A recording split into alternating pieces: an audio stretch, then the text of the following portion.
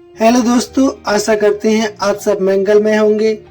आज हम आपको इस वीडियो में सुनाएंगे जितिया व्रत अर्थात जीवित पुत्र का व्रत कैसे करें, कब है, समस्त जानकारी।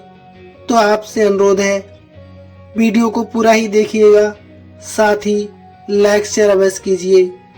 अगर चैनल पर नए हैं तो सब्सक्राइब भी कर लीजिए, आपका बहुत धन्यवाद होगा। तो आइए बिना किसी देरी के शुरू करते हैं। जय श्री राधे।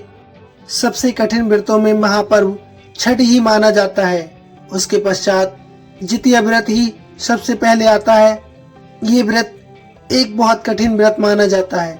जितिया व्रत, जो कि जीवित पुत्र का व्रत के नाम से भी जाना जाता है, और महाभारत काल से ही जीवित पुत्र का व्रत रखा जाता आ रहा है। छठ पर्व की तरह इस पर्व को भी 3 दिनों तक बेहद खुशी से मनाया जाता है। मान्यता है कि जो भी महिला इस व्रत को धारण करती है उसे कभी भी अपनी संतान के वियोग का सामना नहीं करना पड़ता है।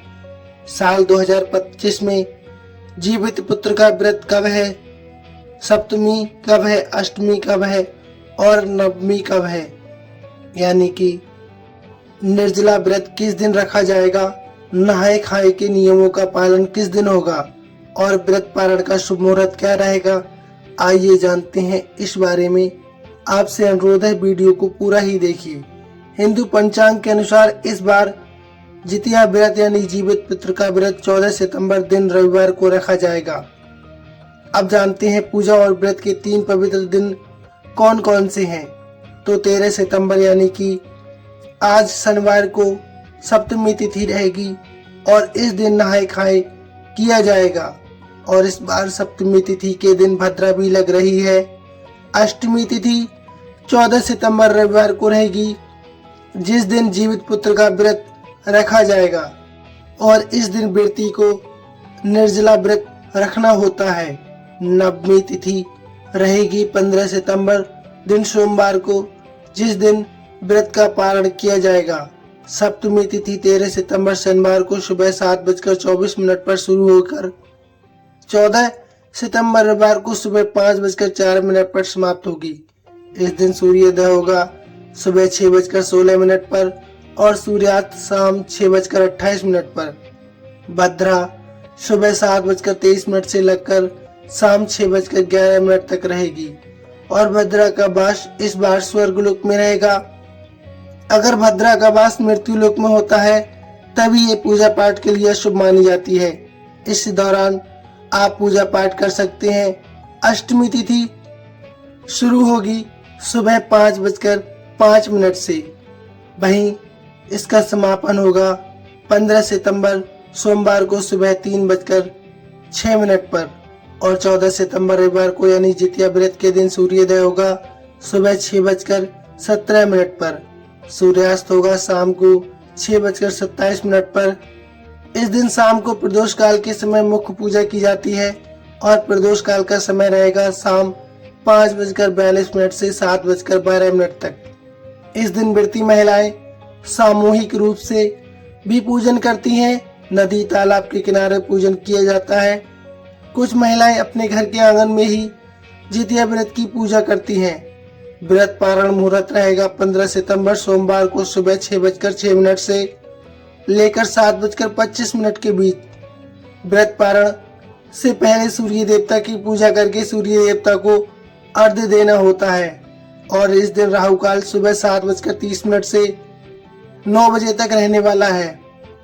इस बार जितिया व्रत के दिन शिव वास योग का संयोग पूरे दिन बना हुआ है, जो कि अगले दिन 15 सितंबर को सुबह 3:06 पर समाप्त होगा। इस योग में आप भगवान श्री कृष्ण और जगत के पालनहार भगवान शिव जी की पूजा अर्चना कर सकते हैं। भक्तों को सभी प्रकार के सुखों की प्राप्ति के लिए आप उनकी सच्ची निष्ठा से पूजा अर्चना कर सकते हैं। जितिया व्रत के दिन अष्टमी तिथि को पूरे दिन और पूरी रात निर्जला उपवास करने के बाद ही अगले दिन इसका पारण करना चाहिए, लेकिन इस बीच में एक ऐसी रस्म का पालन करना होता है जो अगर नहीं किया तो जितिया व्रत शुरू नहीं कर सकते। अगर आप पहली बार इस व्रत को रख रही हैं तो अवश्य जान लीजिए वह रस्म क्या है। इस रस्म को ओटगढ़ कहते हैं और इस रस्म को सुबह सवेरे व्रत वाले दिन किसी पंछी खासकर कौवे के उठने से या कौवे के बोलने से पहले ही करना होता है। और इस रस्म के पालन में घर के आंगन में झिकनी यानी कि तुरई के पत्ते, दही, चूड़ा और मिठाई चढ़ाई जाती है। और व्रती महिलाओं की जितनी संतान होती है उतनी ही संख्या में तुरई के पत्ते रखकर सभी प्रकार के अलग अलग आपको दही, चूड़ा और मिठाई अर्पित करनी होती है, जो कि पूर्वज और पितरों का भाग होता है।